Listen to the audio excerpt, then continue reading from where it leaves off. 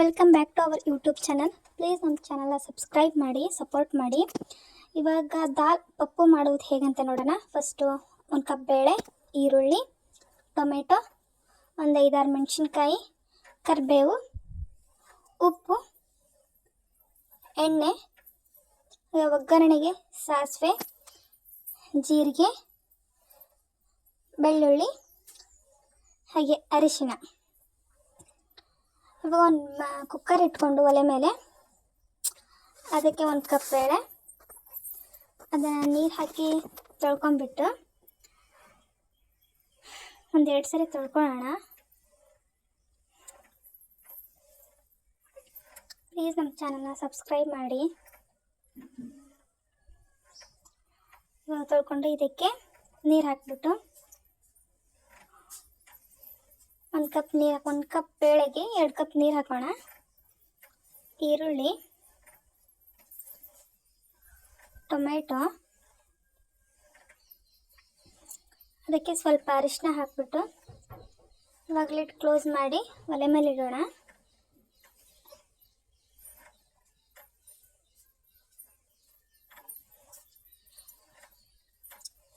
ನೀಟಾಗಿ ಮಿಕ್ಸ್ ಮಾಡಿ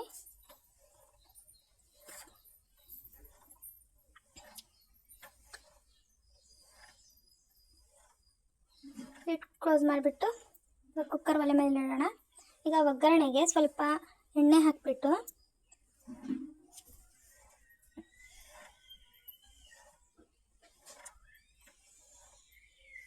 ಎಣ್ಣೆ ಕಾದ್ಮೇಲೆ ಅದಕ್ಕೆ ಸಾಸಿವೆ,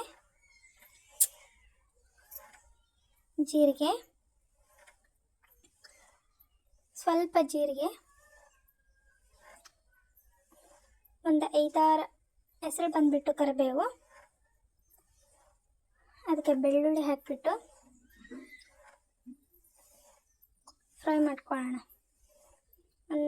8 ಬೆಳ್ಳುಳ್ಳಿ ಮಾತ್ರ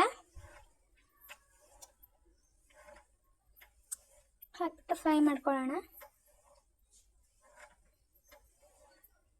ಆಮೇಲೆ ಇದಕ್ಕೆ ಹಸಿಮೆಣಸಿನ್ಕಾಯಿ ಹಾಕೊಳ್ಳೋಣ.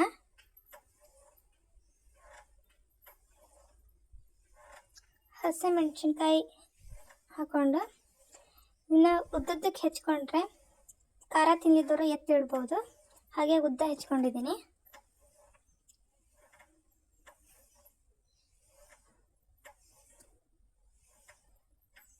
ಸ್ವಲ್ಪ ಫ್ರೈ ಮಾಡೋಣ ಬೇಯೋವರೆಗೂ.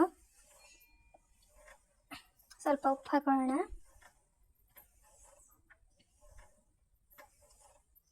ನೀಟಾಗಿ ಫ್ರೈ ಮಾಡಿಬಿಟ್ಟು ಇವಾಗ ಇದನ್ನು ಒಂದು ಸೈಡಲ್ಲಿ ಎತ್ತಿಡೋಣ.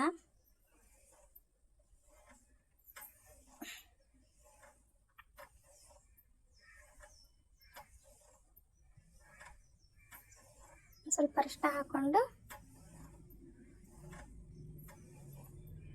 ಎತ್ತಿಟ್ಕೊಳ್ಳೋಣ. ಇವಾಗ ಕುಕ್ಕರ್ ಒಂದು 4-5 ವಿಷಲ್ ಹಾಕ್ಕೋಬೇಕು. ಟೊಮೆಟೊ ಹಾಕಿರ್ತೀವಲ್ವ, ಸೊ ಬೇಗ ಬೇಳೆ ಬೇಯಲ್ಲ. ಹಾಗಾಗಿ ಒಂದು 4-5 ವಿಷಲ್ ಆದರೂ ಬೇಕು.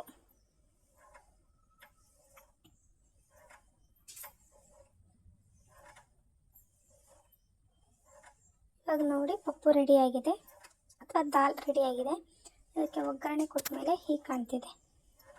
ಸೊ ಅನ್ನಕ್ಕೆ, ಚಪಾತಿ, ಪಡ್ಡು ಎಲ್ಲದಕ್ಕೂ ಚೆನ್ನಾಗಿರುತ್ತೆ. ಸೊ ಟ್ರೈ ಮಾಡಿ, ಪ್ಲೀಸ್ ಸಪೋರ್ಟ್ ಮಾಡಿ.